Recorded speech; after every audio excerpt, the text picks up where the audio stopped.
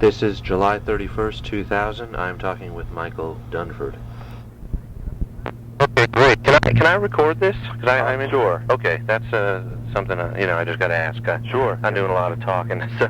Yep. Well, I appreciate it. As I wrote to you, Peter Schwartz kind of mentioned your name over breakfast one morning, and so that's how it all. Usually, when I track somebody down and tell them I want to talk to them, I have a real defined understanding in my own mind as to why. So I guess my confession is that. In your case, I don't, simply because I didn't know who you were, except Peter said, oh, he does marketing for Tone Cool, you should really talk to him. And so it boils down to that. Now, did you ever work with, what do you do there, actually? What's your... Sales and marketing director. Okay. Yeah, and I worked at Rounder for years. I guess he said that. That's where the... Sort of, my job in the old days of Rounder was, I worked with Rounder's distributed labels. Okay. So actually, I rarely worked directly with any Rounder acts, but it was the other 24 labels that were being distributed that I spent my days working on. Well, that probably brings you a lot of experience anyway. I mean, I'm kind of interested in just the difficulties or ins and outs of selling, a non-mass market record or CD. Something that. That's what you do. What we seem to be doing most of our time. Right. Now, what period of time did you go to work for Rounder, or when were you there? I started there in early September of 1989. Okay. And worked through early June of last year. Oh, okay. So you were there for about a good 10 years. And, yeah, it was 10 and a half or so. Right. Okay. On those lines. And then Tone Cool was a distributed label of Rounders that about, 4 or 5 months after I left Rounder and joined Tone Cool, we left Rounder, the company left Rounder, and we have a direct label deal with Island. Right. Distributed through UMPD. Okay. But for the bulk of the time that I was at Rounder, I knew of Tone Cool and worked fairly closely with the owner early on when it was just himself out of his house. And they did very few releases in the first few years, didn't they? That's right, exactly. Yeah. Yep. What's the difference between marketing and sales? Well, I'm not sure the actual business school definition. Oh, I don't mean either. That's Peter's, we'll say that's Peter's thing now. You know he's in business school, don't you? Well, I always sort of looked at the chain as marketing and production working on the actual product. Okay. Then marketing, figuring out who the customer will be. Right. And how to make them aware of that product, and then sales taking that to the stores, distributors, one-stops, specialty accounts, etc., to actually get it to the customer. So sales is kind of a more direct, get it in somebody's hands type thing.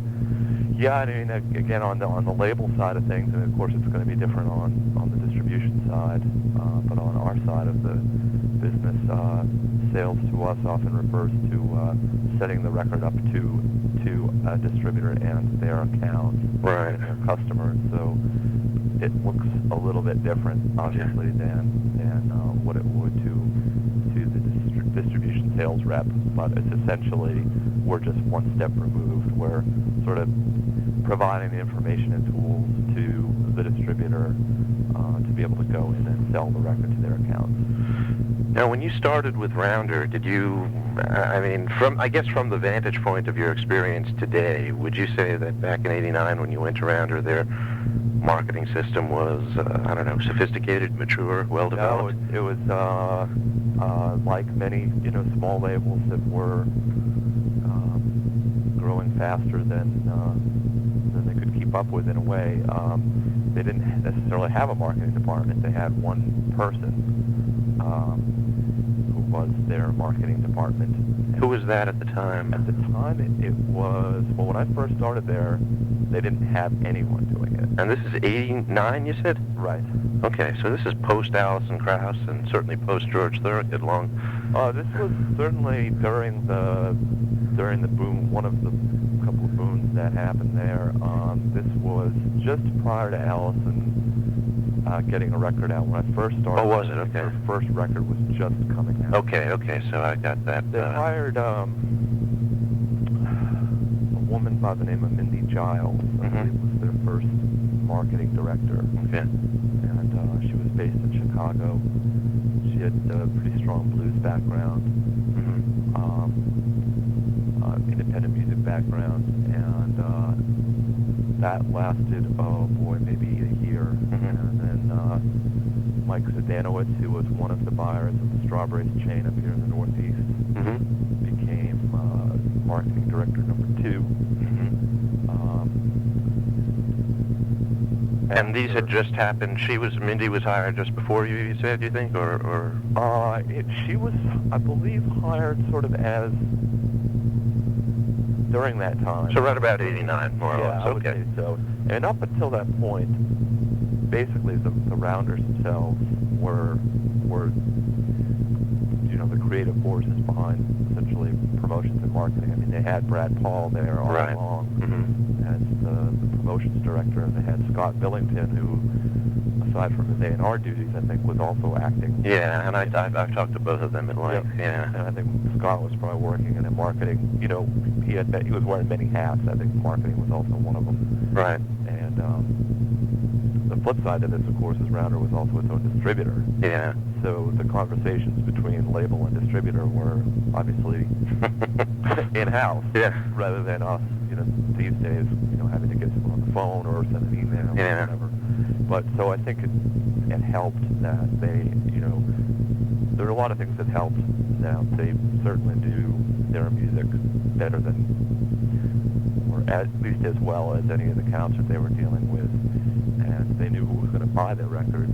They knew certainly, in a way, how to get them out there in the most cost-effective way. So it was sort of inherent to the way they grew their business. I really believe that they were their own marketing, sales, promotion, whatever. They pretty much oversaw everything.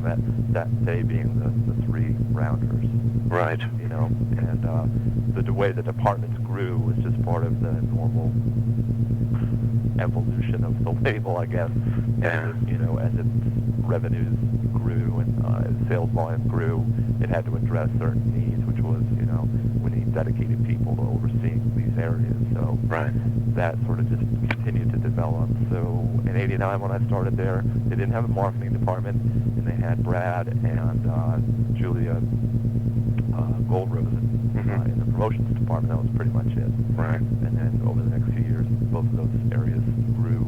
Marketing grew significantly under Susan Piver, who came in from Antone's, the label Antone's, was hired by Duncan, who was the GM then. They're now happy. They're now married. Right. Okay. And one of Susan's first,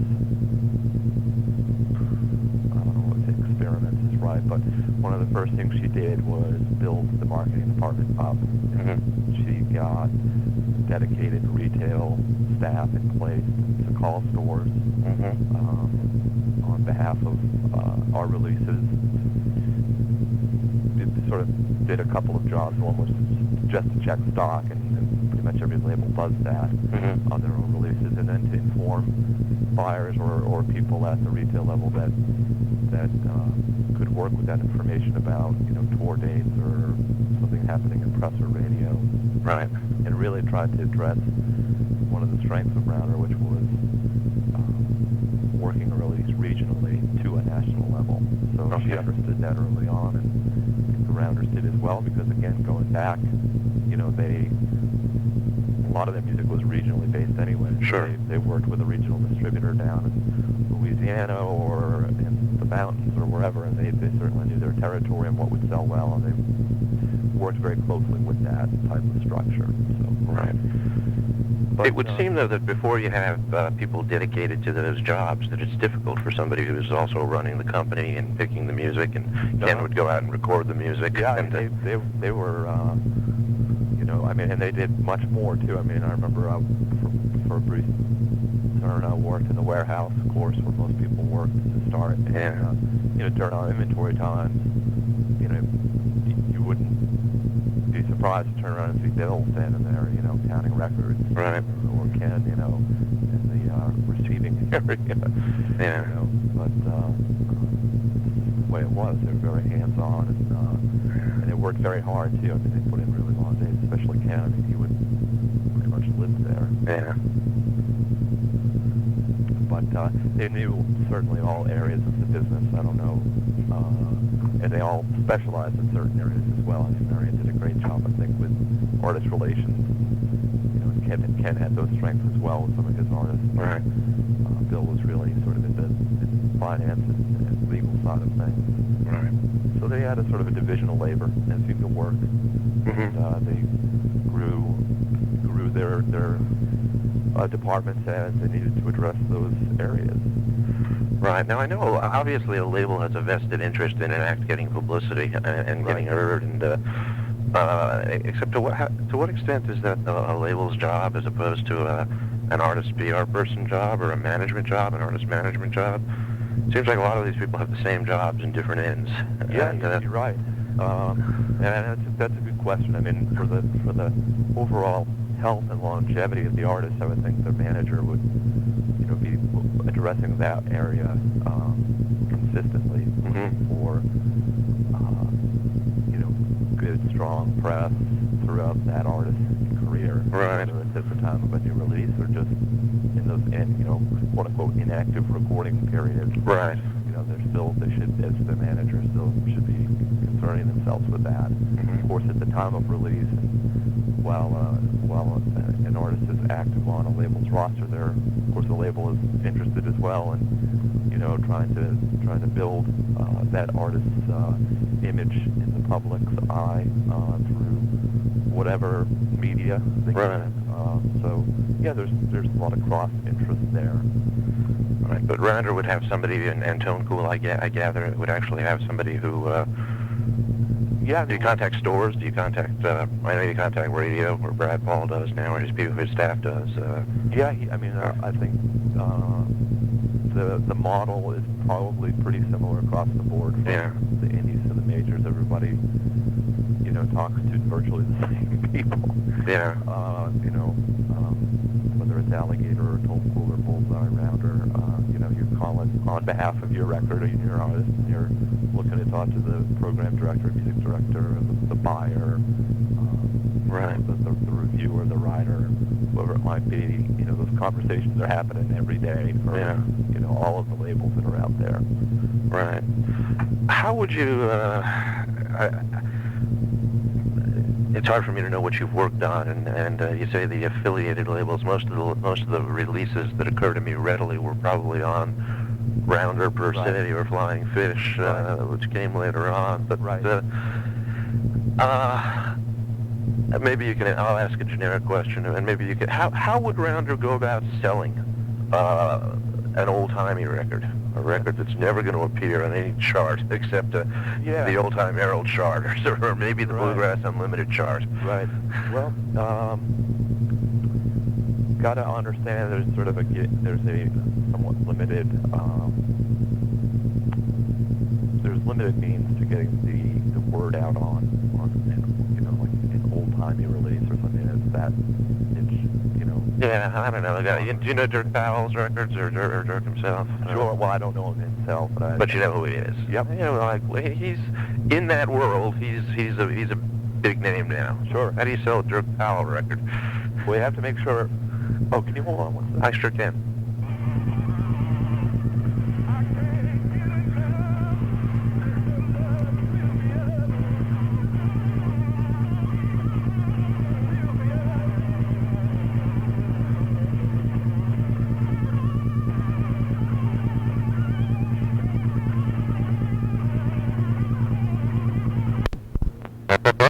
Calling in from the road. Had to get them. All right. So, I mean, the thing with like a Dirk Powell release is you got to make sure every Dirk Powell fan out there knows about the record, and try to connect with at least that group, and then however else you can, you know, grow that business. But you know, and how do you, you know, first of all, how do you address every Dirk fan out there? You just have to canvass it and make sure every old-timey publication and old-timey radio show, and, you know, things like that are covered and know about the new release and are going to be writing about it and playing it. Right. So, and that's done by direct contact, I take it. Yeah, that's a long and slow process, but I mean, that's what happens. Yeah. You do a mailing behind it. You mail the promos out, the in-store play copies, the review copies, and put a little letter in. Try to arrange interviews. Try to do whatever you can just to shine some attention on it. And does the label typically follow a tour, or do you choose who to do that with? Follow what now? Follow a tour. Follow a tour. Yeah. Oh yeah, that's a huge responsibility of the label. Yeah. It's probably a little bit more difficult with a label like Rounder, who at any given time might have 100 or more artists out touring. But right.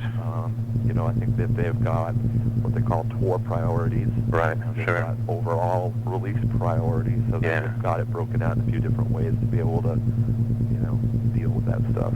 What do you do with, as near as I can see, Susan Tedeschi's been on tour perpetually since her record broke. I mean, that's probably not literally true, but Right. she's been through Texas several times. Right. And do you just have somebody whose job is to keep things going with her? When somebody's pulling like that all of a sudden? It depends on what it is we're trying to accomplish. And at this point, we're over 2.5 years into the release of the record. Right. So it's what we call it maintenance mode. Okay. Making sure that there's enough stock out in all markets, especially on an artist like Susan. It's less difficult to do and less difficult to have those conversations with buyers that might be reluctant to beef up their inventory. But I mean, so on someone like Susan who's just got such a strong, proven sales track record, Right. Accounts they just know that they'll just keep their eye out and bump inventory accordingly. But at this point with her, again, 2.5 years into it, we just want to make sure that our distribution channels are flowing, that the regionals are aware of the tour dates and looking for opportunities. Yeah. We'll do some follow-up tour advertising behind the dates, but not like we would if it were a year ago. Sure. And that was only a 1.5 years into release. But when I first started here, again, in June of last year, Susan was just going out on the road, and we spent all summer lining up tour advertising. And it was pretty exciting, and we had some good results from it. But Yeah, you sure did. doing slightly less of that these days. Right. What do you do if I can, with an artist that may have a more regional appeal? And in your case, I'm trying to... Oh, we have a few of them. Well, who would you say? Well, let's look at someone like Rod Piazza, who's Okay. a national fan base on one level, but really the way he you could say broke, I guess, but he isn't really broken in the national scheme of things like a pop artist. But Right. I mean, he's based in the Southern California area, so that's the huge focus for us is, at time of release to make sure we're heavily represented in the stores. And again, this is on sales and marketing side of things. So Yeah. Probably a very similar approach in the publicity side, but, making sure there's a good, strong visibility at time of release and, spend the money, the marketing funds to get the record put on sale and positioned with the right type of stores. And then we have a tool that we can use called SoundScan. Right. Probably heard about it. Yeah. And we can look at historically strong markets that have done well for the artist, and depending upon how significant or how big our budget is, we can then branch out and allocate funds to different markets to take a similar type of approach. Now, my understanding with SoundScan is that as you get smaller and smaller in terms of your record shops, they're not represented as much. Does that distort things with certain records? I mean, I buy, I don't know if Antone's Records here in Austin is on SoundScan. It might be, but there's lots of places I buy records that I suspect are not. And you're right. There probably are a lot that aren't, but the way they represent those is through those small accounts that are, and they weight them. So, someone like Here's Music in Tucson, Arizona, which is a small independent store, is weighted, I don't know, 3 or 5 to 1. Yeah. They work towards making sure that they're getting a pretty accurate snapshot of weekly sales. And in certain genres, and maybe this simply doesn't add up to enough sales in the aggregate, but I asked this because I was in Southwest Louisiana recently, and if you go into Mamou and Eunice and Opelousas, there's lots of little stores selling tapes and CDs there of Southwest Louisiana artists, and I suspect none of them are on SoundScan. And how do you? And maybe the numbers just don't add up, no matter even though the store's sitting there. They're also selling no cones. I don't know. I wouldn't be so quick to dismiss it, but I would say that there's probably some good business being done at that level. Not the kind of business that would turn the head of a major, but certainly there's a reason that Floyd's is still in business.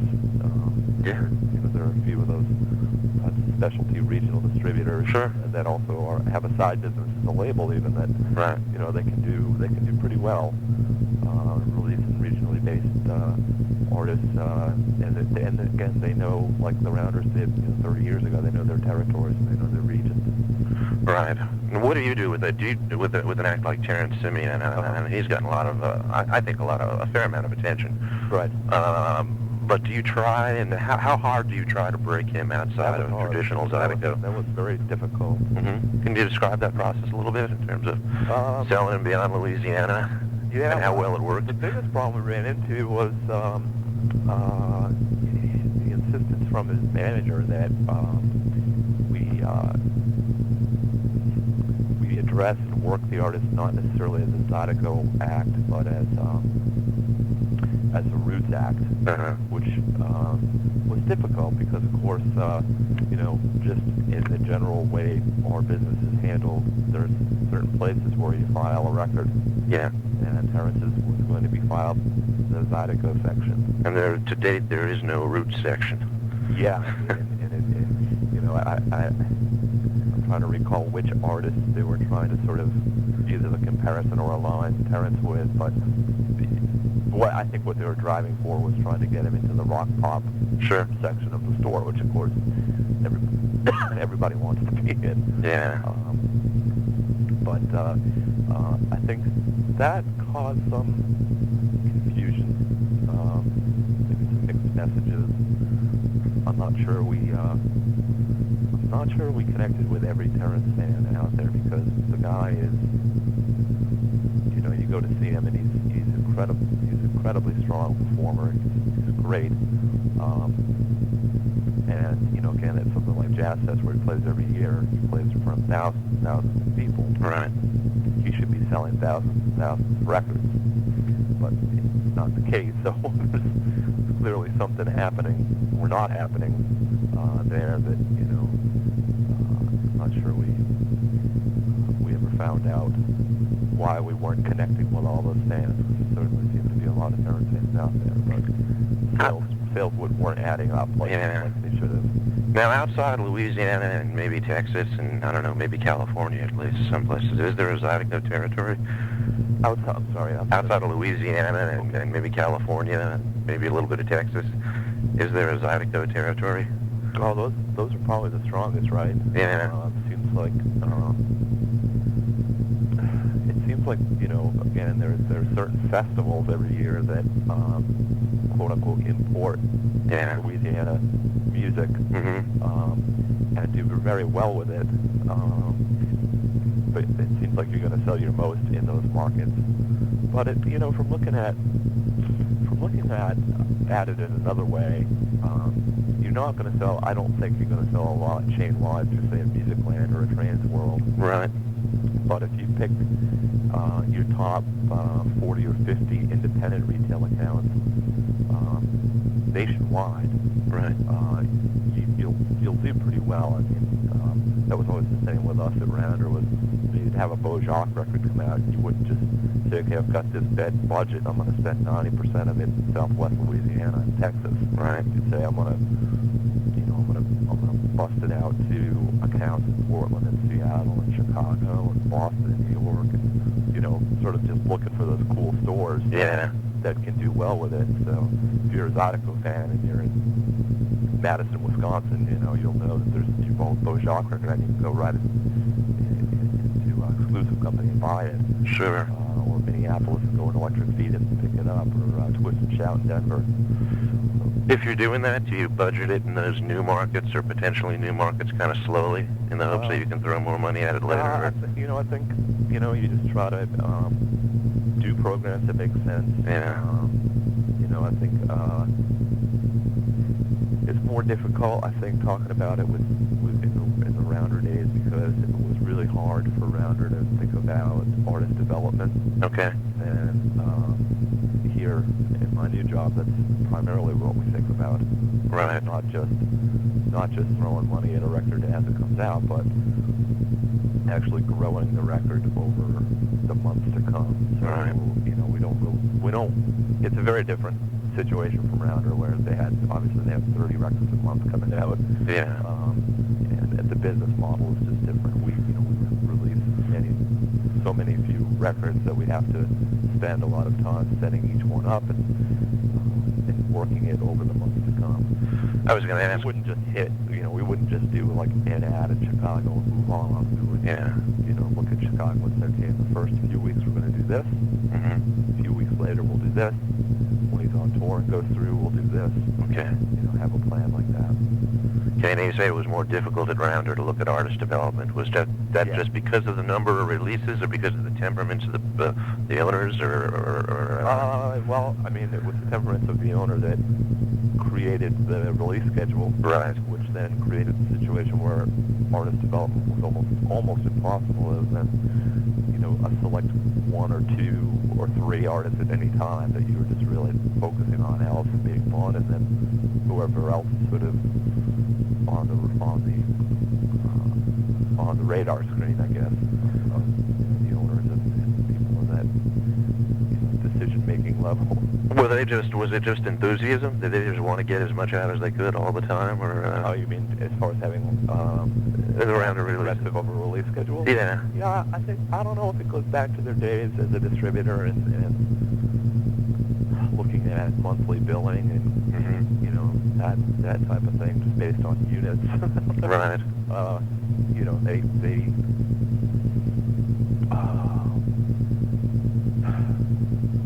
There was Susan coined the term or the phrase that she used in addressing our independent distributor group, and that was, we're not trying to sell 1 million records of one artist. We're trying to sell one record of 1 million artists. We're trying to, we're going at it from the flip side. And they have, 3,000 records in their catalog, I think. I think a little less than that, but it's getting up there. It's over 2,000, I know. Yeah, maybe 2,400 reviews. Yeah. And, how many of those have sold over 1,000 or 3,000 in their life?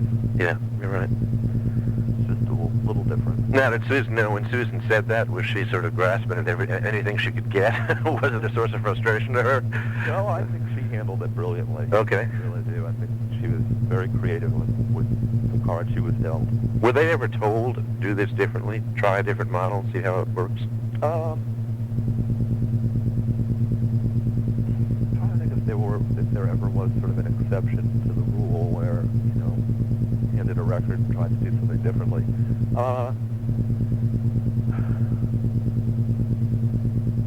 I honestly, I don't know. Mm-hmm. Did you get to witness, even though you were working with affiliated labels, did you get have any sense of how the Allison campaign was handled, and when they realized, for one thing, that they had something on their hands that was different, at least in terms? I think Ken realized it all along. Well, he's told that to me, but they're saying that when you hear this voice and say, oh, she's going to break, and then they're seeing that it's happening and saying, my God, it's real. Yeah, I mean, you're right. You're right. He's been successful in identifying key artists for those guys. Yeah. Alice being one of them.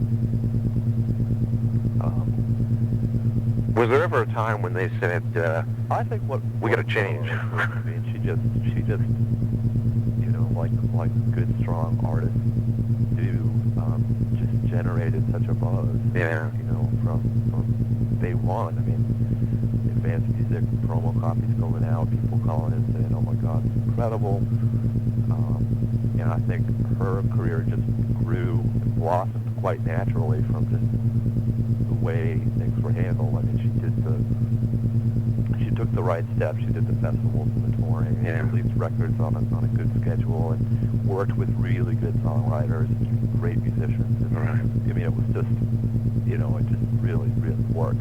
Were they able to keep up with it as she started selling more records than the typical rounder release? Well, I mean, I think in a way they were, and that's what helped. But you know, Yeah. you wonder if maybe one of the larger major companies wouldn't have tried something a little bit different. Well, sure. Or, you know, to sort of mass market her. But again, you know, Alice is very, you know, she thinks very much on her own. Right. And I think if it were a case where she was, you know, with say Mercury Nashville or somebody, they were like, listen, we need you to wear like a little lower cut blouse. You're gonna have to forget the fiddle thing. And, you know, Yeah.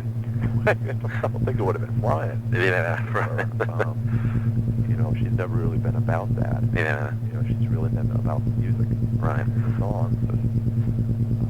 So that's been a relationship that seemed to work really well. I mean, I got to see her.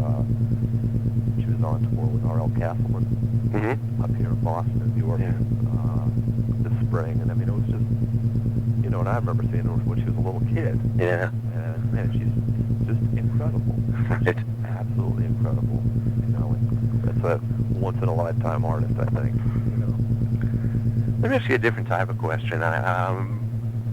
Certainly on Rounder, to a lesser extent, Tone Cool. Although I consciously looked at some of your liner notes and some of your website copy, and both of you, to a degree, both labels seem to make a point of putting certain words in their copy, words like tradition and heritage and authenticity, and a focus on geographic location.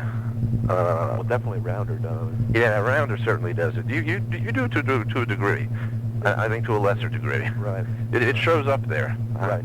I mean, I think if you looked at the North Mississippi All-Stars, you got it there. Yeah.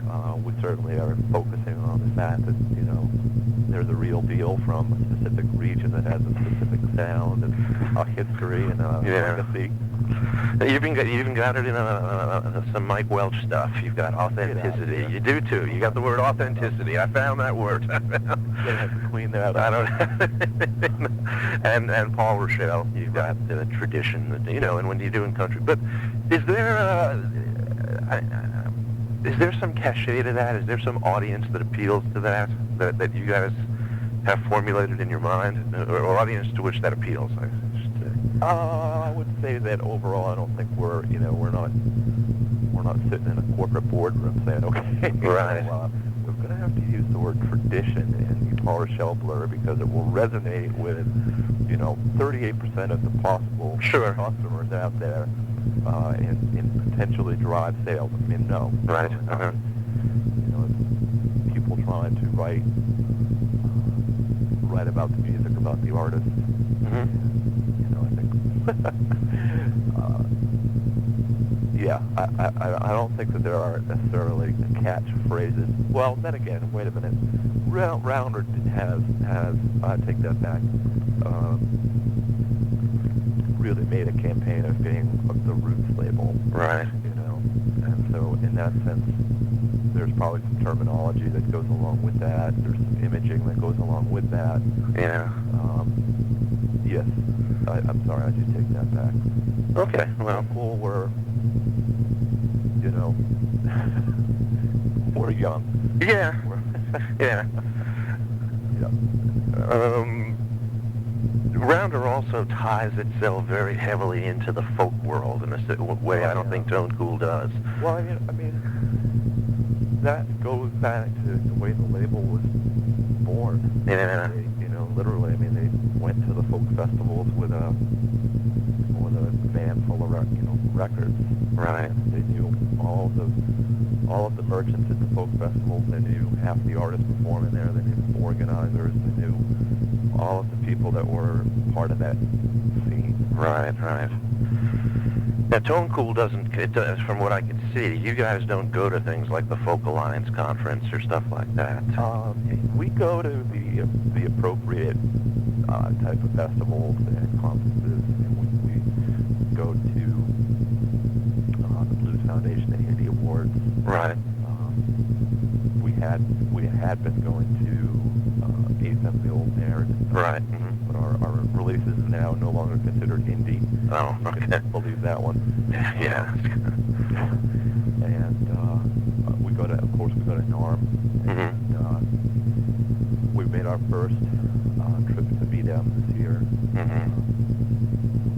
We show up at most of the radio trade convention, CMJ. Right. We're at a lot of the major blues festivals. Right. Someone is from here. For those festivals that we're not at, we have an alliance with Blues Review magazine. Okay. That we just set up this year, as they are co-sponsors for about 22 blues festivals. I worked with their marketing person on getting our visibility out at those festivals. So we did a number of products through their table, CD samplers, postcards, things like that. So we work very hard on connecting with possible customers on a bunch of different levels. Right. Bob Harrell is another guy who I've identified as someone who doesn't think what he does really. He kind of stays away from the word folk as well. Right. That's the best thing. Right. If you talk to the people at the Folk Alliance, which I've done extensively, their attitude is, gosh, they encompass all minority musics, all non-commercial musics, all original people's music, and why aren't these blues labels signing on more strongly? And they bluntly don't really understand it. I guess I think that word has a certain connotation. It has a connotation. That's absolutely. What? Give me your words on it. What's the connotation? It's Pete Seeger. Okay. Okay. Right. It's not urban blues music, I guess. No, it's not. It's the granola crowd. It's a great organization, and they do tremendous work. Yeah. And in a huge, general, broad sense of the word, it could incorporate acoustic blues or indigenous music of the United States. I don't know. I guess it could. Yeah, sure. But that's not really, I guess, where a label like ourselves or Alligator, or would align ourselves. We would align ourselves with the Blues Society's foundation. Right. I'm going to have to, I wanted to ask you some more. I'm going to have to cut my own self short because I got to pick up my kids real quick. But let me, if I run absolutely out of time, can I call you back even tomorrow afternoon? Sure. I got only just a couple of minutes because we got delayed. And my kids are going to be left at a bus stop soon. No, you don't want that. No, I won't have it. I'll be careful. We'll start singing the blues. Did Rounder change, aside from professionalizing themselves? I mean, did they change over the years? Did they have a harder time maintaining the idiosyncratic nature of their records? Oh, yeah. Yeah. I mean, as a company, their profile has changed. The direction, I would say, that they're headed is pretty different from when I started there. But again, that speaks of who they now have in, decision-making areas.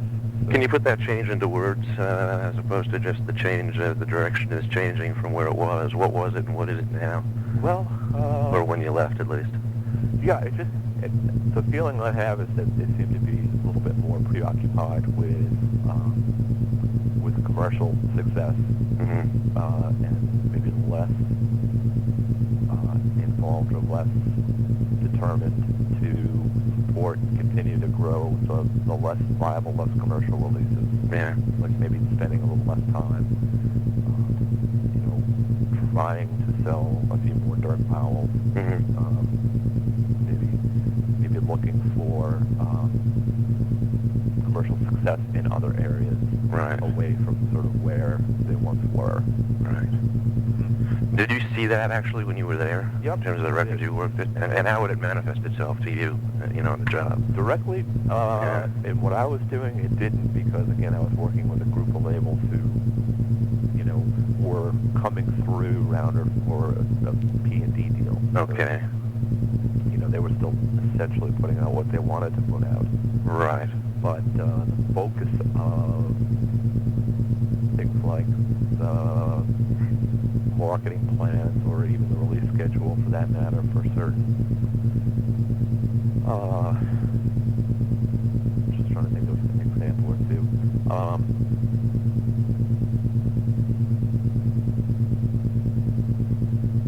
It's hard to come up with an exact example, but definitely their focus, I believe, has shifted. Yeah. To trying to develop more commercial releases, more commercial success. Now, would they develop material and do promo campaigns for their distributed labels as well? Or was that the label's function? It was generally up to the label. Okay. To come up with the funds, certainly. Then what did Rounder do aside from just act as the letterhead for the retailers? They would essentially, on behalf of the label, they would support the release to some extent, in that they would ensure that promotional copies were sent out to the right writers, the right radio stations, the right stores. Okay. They gave label representation to the distributor through Rounder. Yeah.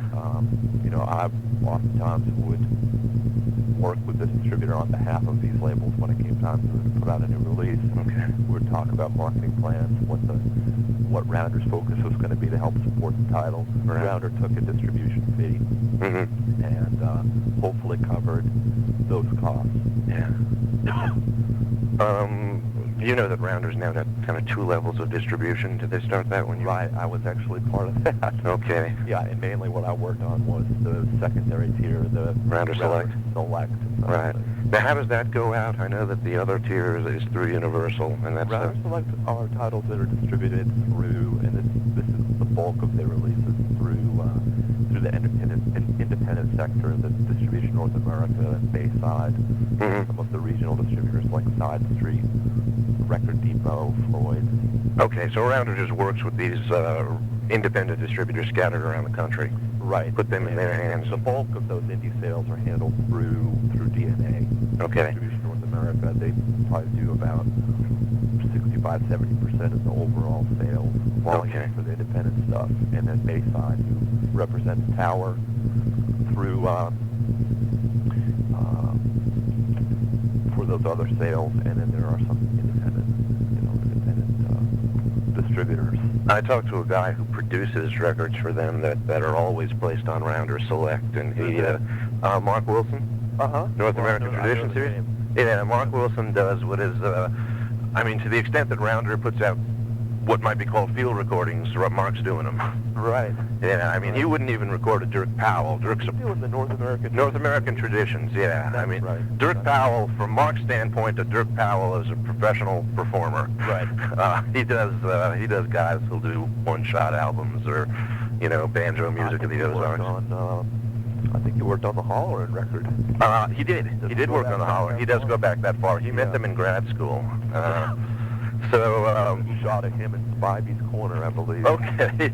Now, Mark, I talked to Mark at some length, and he's not going anywhere. It's a hobby for him, basically. He earns his living as a hobby to have. He earns his living as a professor. But his reaction to the label Rounder Select was selected for oblivion. Is that a bit of an overstatement?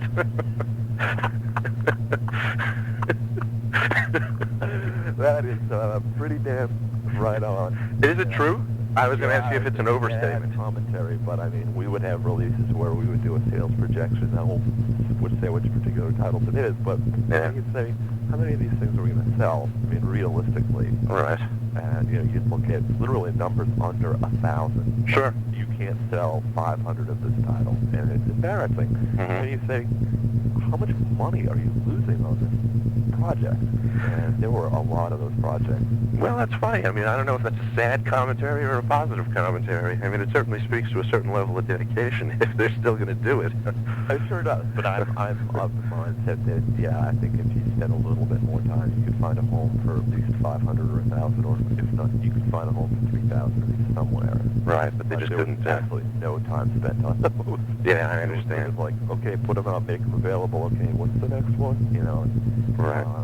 You follow that line, and you definitely are only going to sell 500 of them. Well, looking at what Mark's records are, I would assume that's done with all of his records. I would assume so. Yeah, I mean, the ironic part, this is a series that Bill is just so proud of. Yeah, sure. And, has been involved in, and it's like a real feather in the cap around her, but, man, they have spent fucking no time on this thing. Yeah. Excuse my French, but I mean, literally, they couldn't have spent less time. Sure. On the series. Sure. Sad. Is there anything else going on? I'm going to have to close. Is there anything else going on with the Union Wars? I had a long talk with Glenn Jones a couple of weeks ago, and they were in mediation at that point with no end in sight. Is there anything else that's developed? I don't know. Yeah. I don't. I have friends over there still. Yeah. And from what I hear from them, it seems like the new powers that are in house are they're going to try to get rid of the union. I would guess. I don't know. Yeah. Right. It's certainly headed that way. They did a good job of getting rid of Glenn. So. Yeah. Well, it's just foolish PR for Bill and Ken's standpoint. I don't know what they think of the way that story took over the country. It's made news in California and Texas, and it's foolish PR. Yeah, just foolish. It was foolish for them to let it go the way it did. I think. Well, it was foolish that Glenn was fired in the first place. Yeah. Well, that's what I mean. I mean, just to let that happen. It's just. They're in an interesting position. I mean,